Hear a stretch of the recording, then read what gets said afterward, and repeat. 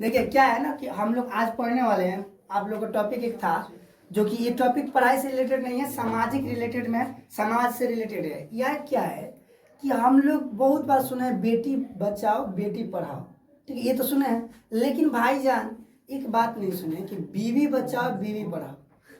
UP में एक दुख भरी कहानी हुआ है, खूब दुख भरी कहानी हुआ। हम आज आप लोग को बताएंगे समाज में क्या क्या घटा है, सामाजिक परंपराओं में क्या क्या घटा है, ये सब बताएंगे। देखिए यूपी में एक बहुत बड़ी घटना हुआ है। एक लड़का था जो कि मैंने सरपंच के दायरा में था, सरपंच बना था। 2010 में उसका शादी हुआ था। 2011 में उसकी पत्नी ने कहा कि हमको पढ़ना है। तो उस क्या हो गया, लड़का उसको पढ़ाना शुरू किया। उसको पढ़ाने के लिए लेकर आगे कहा प्रयागराज में। प्रयागराज में आगे देहात बनाने वाला था यूपी में, तो प्रयागराज में आ गया। वहाँ से पढ़ा रहा था। पढ़ाते पढ़ाते उसकी पत्नी एसडीएम बन गई। क्या बन गई? एसडीएम बन गई। जब एसडीएम बन गई तो अब आप बताइए, आपकी ऊंचाई इतनी है और आपकी पत्नी की ऊंचाई सर इतनी हो गई, आपकी ऊंचाई इतनी और आपकी पत्नी की ऊंचाई इतनी होगी, तो क्या वो ऊपर जो चली गई है नीचे लौट के आएगी जी? नहीं आ सकती है। तो क्या हुआ कि उसका एसडीएम का तो किसी मैंने एसआई या किसके साथ मैंने वहीं पद पर किसी दरोगा या फिर हवलदार के साथ उन्होंने संबंध बनाना शुरू कर दी। इसको संबंध बनाना शुरू कर दी, वो अपना संबंध बनाना शुरू, मुझे डिवोर्स दे दो, तलाक दे दो। पत्नी ने कहा कि तुम मुझे तलाक दो, तेरी औकात नहीं है मेरे सामने खड़ा होने की। बहुत सारी बात बोली कि मैं तुझ पर केस करूंगी कि तुमने दहेज हमसे लिया, दहेज ना देने पर तुम हमको क्या कर रहे हो, मार रहे हो, पीट रहे हो, ये कर रहे हो। तो बाबू कहीं ना कहीं समाज में एक घटित हुआ है। ये घटना क्या है कि बहुत सारे युवाओं को मनोबल को तोड़ दिया है। अब लड़की किस मुंह से कहेगी सब कि मुझे पढ़ाओ? ये क्वेश्चन है। पहले का क्वेश्चन ये कि लड़की किस मुंह से कहेगी मुझे पढ़ाओ? पहले क्या मनोबल युवाओं के ये टूटा कि यार हम पढ़ाएंगे, मेरी पत्नी भी वैसी करेगी किसी और के साथ। मानते हैं सब पत्नी वैसी नहीं होती, मानते हैं सब लड़की वैसी नहीं होती, फिर भी ये समाज के लिए बहुत गलत बात है सर। डिवोर्स ले ली, उसे डिवोर्स ले रही है। दोनों जो है उसकी पत्नी और जो उसके साथ जिस हवलदार यानी जिस पुलिस के साथ उसका संबंध है, वो दोनों इसकी जान के पीछे पड़ गए, जान के मारने के पीछे पड़ गए। ये डिवोर्स देगा यार? इसकी सोचो उसका मनोबल। जो इंसान उतनी मेहनत करके तुमको एसडीएम बनाया, एसडीएम बाबू बनाया, इतनी आसान नहीं एसडीएम बनना। एसडीएम बनाया शादी के बाद। अरे यार आजकल अपने माँ बाप अपने बच्चों को नहीं पढ़ा रहे, अपने बेटी को नहीं पढ़ा रहे कि कुछ ऊपर नीचे ना हो जाए। और वो इंसान जिसके साथ तुम्हारा शादी हुआ, तुमने एक बार कहा कि हमको पढ़ना है, पढ़ाइए, तो उसने अपना सब कुछ छोड़कर, अपना जिंदगी छोड़कर बाबू कमाना शुरू किया। बहुत ज्यादा काम करता था, मेहनत किया, तुमको एसडीएम बना, हर एक पग पर तुम्हारा पैसा दे। और जब तुम एसडीएम बन गई तो उसका साथ छोड़ दिया। ऐसी ऐसी घटना समाज में घटती है यार। पुरुषों का कुछ समझ ही नहीं पाता है। बचाओ एक के साथ ऐसा हुआ, अब 100 युवाओं के साथ मनोबल टूटेगा।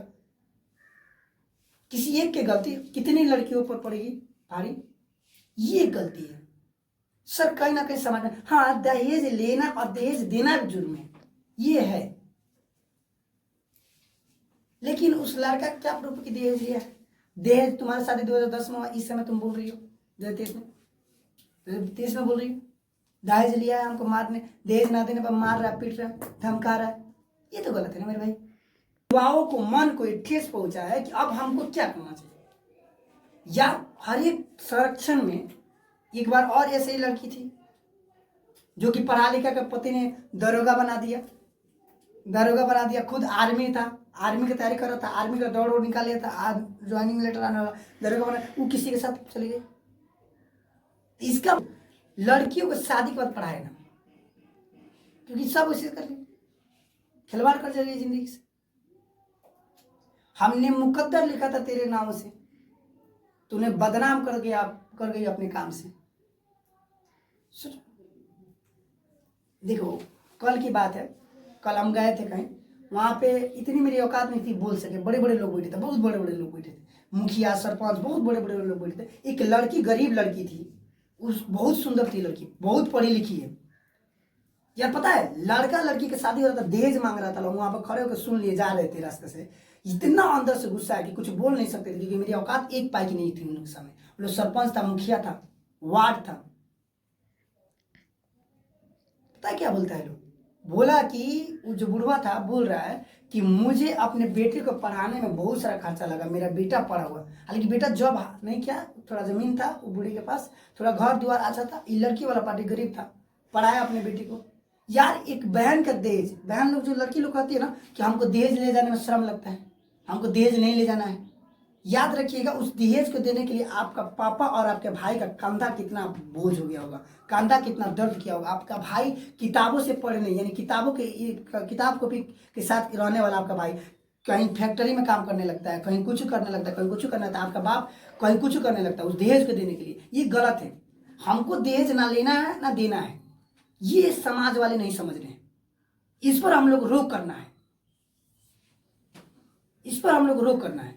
मेरे भाई देखो, वो बूढ़ा बोल रहा है कि हमको अपने बेटे को पढ़ाने में इतना रुपया लग गया, इतना ही कर दिया, इतना किया। एक बात बताओ, तुम बेटा पैदा किया था तो पड़ोसी से पैसा लेकर पैदा किया था? हमको पैसा तो हमको बेटा पैदा करना है यार। जब तुम बेटा पैदा किए उसको पढ़ाओ, तुम्हारा फर्ज था, फर्ज था तुम पढ़ाओ उसको यार। बेटा को उस काबिल बनाओ कि किसी के सामने हाथ ना फैला रहे। बेचारा वो बोलते रहे कि 3 लाख रुपया ले लीजिए, शादी कर लीजिए। वो बोला ना मुझे 4.5 लाख रुपया चाहिए और एक अपाची चाहिए। इतना अंदर से गुस्सा रहा, इतना बीतता उनके भाई पर, बीतता उनके पापा पर। आजकल दहेज ये एक ऐसा प्रथा हो गया है कि भाई कितनों का जान ले रहा है। नॉर्मली ऐसे ऐसे घटना देखकर पढ़ाने के बाद बीवी की सरकारी नौकरी हो रहा है, बीवी किसी के साथ फोड़ती। मेरे भाई कल को कोई लड़की, अगर मुझसे किसी लड़की की शादी हो रहा है, कल को कहेगी मुझसे कि आप हमको पढ़ाइए, तो हम क्या उसको पढ़ाएंगे? हमको तो अंदर कहीं ना कहीं डर लगेगा कि ऐसे ऐसे घटना समाज में हो रहा है, तो लेकर भाग जाएगा, कोनो सब चल जाएगी। ये तो घटना हो रहा है ना मेरे भाई। सर अपने जिंदगी बनाओ, दूसरे की जिंदगी बनाओगे तो यही हो जाओगे। छोड़ दी, इससे घाटा नहीं करने। दहेज लेना जुर्म है, दहेज देना भी जुर्म है। सब भाई मत लो। बताओ बूढ़े आदमी जब ये एक बात बोला कि हमको अपने बेटा को पढ़ाने में इतना रुपया खर्च लगा, ऐसे लगा, इतना उसको काबिल बनाने में लगा। हमको एक बात वहाँ पर समझ, बाप रे उतना इतना पढ़ने था लो, इतना भारी भारी डॉक्टर था लो कि हम कुछ बोल नहीं सकते थे। वहाँ पर प्रोफेसर भी गया था लो। सोच, अपना बच्चा पैदा कर रहे थे तो क्या पड़ोसी वाला से बोले थे कि हमको पैसा दो अपना बच्चा पैदा करना है? ये क्वेश्चन जब कोई दहेज मांगे, जब कोई कहे तुमसे, तुम्हारे सामने कोई कहे, तुम्हारे घर के अगल बगल में कोई दहेज मांगता है तो मत दो। शादी नहीं होगा, नहीं होगा। सब दहेज लेना भी जुर्म है, मत दो। ना लो ना कर ले लो। 2.5 लाख रुपया दो, दहेज मंजूर है। गाड़ी दो, मंजूर है, लेकिन कहो एक शर्त पर, आपका बेटा आपके पास नहीं बल्कि जिंदगी भर मेरे पास रहेगा, मेरे यहाँ रहेगा, मेरी बेटी के पास रहेगा। मेरी बेटी आपके यहाँ विदा होकर नहीं जाएगी, आपका बेटा विदा होकर मेरे यहाँ आएगा। अगर आपको मंजूर है तो हम दहेज देते हैं, आप जितना मांगिए देते हैं। ये सही पॉइंट है मेरे भाई, ये सही पॉइंट है। हम इस मार्केट को खरीदने जाएंगे, समझो कि लड़का खरीद नहीं रहा है, लो लड़की वाला जी खरीद रहा, लेकिन उस बालों के मेरी पत्नी हमको बोले कि हाँ सुनिए ना जी हमको पढ़ना है, तो हम कहेंगे सुनिए ना जी नहीं पढ़ना है, पढ़िएगा तो आप हमसे अच्छा लड़का समझ के लेकर भाग जाइएगा। तो बोलेगी हम वैसे लड़की दिखते हैं आपको, कहेंगे हम वैसे लड़की दिखते हैं। हम बोलेंगे आपके कपड़वा पर लिखा है वैसी लड़की है। हाँ, मेरे भाई समझे? तो इसलिए भाई कहीं ना कहीं ये गलत हो रहा है, समाज में हम लोग को रुकना है। कहीं ना कहीं गलत है, लड़कों का मनोबल टूट रहा है। आप अपने पत्नी को पढ़ाइएगा, शादी हो जाएगा तो बोले कि पढ़ाने के लिए, आपको डर लगे कि आपको छोड़ के भाग जाए यार। कितने लड़कों का आप लोग पढ़ाइएगा जी? आप लोग शादी के बाद ऐसा कीजिएगा जी? नहीं कीजिएगा। जमीन आप लोग का साथ नहीं देगा करने का। कौन था कौन था मेरे भाई? किसके कपाल पर क्या लिखा है? कौन उसको लिखा है जी? लोग बाबू कुछ लिखा है किसी को? क्या बात है।